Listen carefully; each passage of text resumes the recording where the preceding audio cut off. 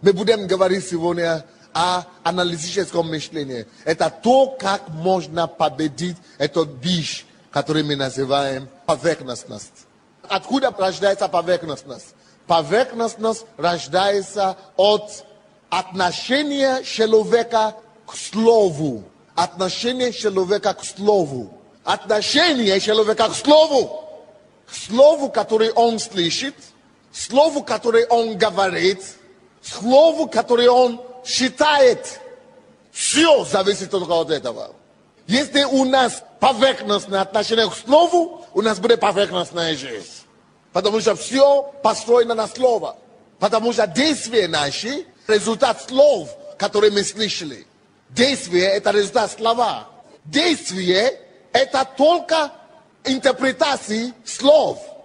Действие – это перевод, это перекладанное слово. Все, что человек делает, он живет этим словом. То, как вы слышите сейчас, это результат того, как вы научили себя слышать. Все в нашей жизни, если вы поверхностны, это потому что когда-то в жизни вы несерьезно относились к слову. Поэтому вы стали поверхностными. Слову, которое вам родители говорили, слово, которое вам учителя говорили, слово, которое вам говорили на учебе, как вы относились, как вы писали экзамены, как вы учили эти уроки, отношение к слову определило результат вашей жизни на сегодня. Вы поверхностный человек или глубокий человек. Библия говорит, все, что находит рука твоя, делай по силе. Если мы с вами изменим наши отношения к Слову Божьему, к словам людей, словам, которые мы читаем книги, словам, которые мы слышим, и мы все анализируем, все, что находит твоя рука, делай по силе, думать об этом, делать по силе. У Бога только одни люди на счету. И Бог признает только одна категория людей. Фанатов. Люди, которые будут фанатично относиться к его слову. Все. Он говорит, все, что находит твоя рука, делай. Все, что находит твоя рука, делай по силе. Все, абсолютно. Делай все по силе. Не по полсиле, не по 10% в силе, не на 90% в силе, не на 99% в силе. По всей твоей силе. Ага. Это значит, он требует от меня фанатичное отношение. Если мы хотим меняться, мы должны начинать воспринимать всерьез слова, прежде всего, Бога, потом слова близкие, воспринимать всерьез, потом все слова, которые мы слышим от людей, даже если мы потом его выбросим, но сначала анализировать, думать, почему он это говорит, какое он имел в виду, почему он так говорит, какое действие это слова должно производить, что он ожидает по этим словам и так далее. Об этом мы все будем говорить. Как разбираться в слове, что такое слово, какое отношение наше должно быть к слову, как мы должны себя вести, как мы должны понимать слово, как мы должны относиться к слову. И это потом определить, какими мы станем. Евангелие от Иоанна, 1 глава. Бог говорит нам об этом, Бог это подтверждает. Вначале было что? Слово, и слово было и дальше. Да? Вначале было слово, и слово было у Бога, и слово было Бог. Оно было сначала всего. Если мы изменим это, у нас все изменится. Задумайтесь секунду при себе и примите сейчас решение для себя. Спокойно. Сделайте глубокий вдох, выдох.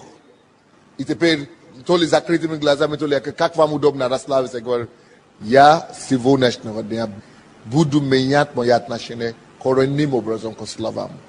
Все, буду по-другому слышать, Господь, помоги мне. Помоги мне по-другому, я буду по-другому слышать. Я начну обращать внимание на все. Аминь. Оно было в начале у Бога. Если это начало у нас будет нормально, то все изменится. Тут, если мы привыкли слышать слова и говорим, не буду делать. Тогда ты останешься такой, как ты есть. Надо анализировать слова. Все через него начало быть.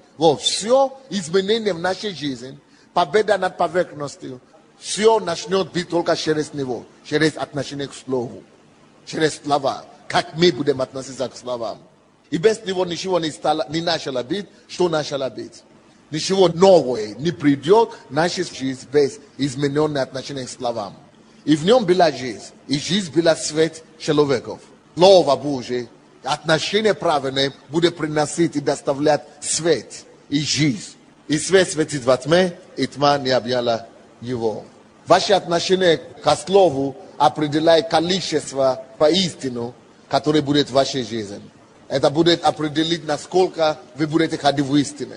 Это будет определить, сколько света у вас будет, сколько тьмы уйдет из вашей жизни. Тьма уходит через аналитику. Есть принципы, как правильно заниматься анализом словом, как правильно относиться к слову. Все начинается со словом. И первое, что мы делаем со словом, мы думаем. Это называется мышление. Мышление, мы думаем.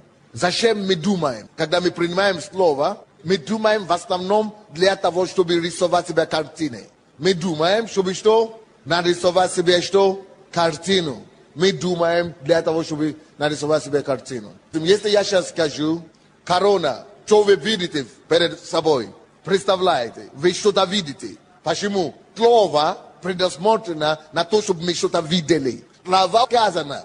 И слова предназначены, чтобы создать у вас имидж, картину. Всякий раз, когда вы читаете Библию, и вы не видите картину, вы теряете свое время. Если написано, Иисус вышел в Галилею, вы просто, поехали. То не значит, что вы его не читали, это местописание. Если вы не увидели слова, где Галилея, как себя приспать, я там не был. Для этого нужны аналитики. Что такое Галилея? Я должен найти другое местописание. Я должен найти словарь. Я должен найти симфонию. Я должен найти другие параллельные писания. Только тогда я смогу картину увидеть. Написано, допустим, Иисус возложил руку на эту женщину с корчей, которая была перевернута 38 лет, и она выпрямилась. И вы просто говорите, ну, Бог сделал, пошел дальше.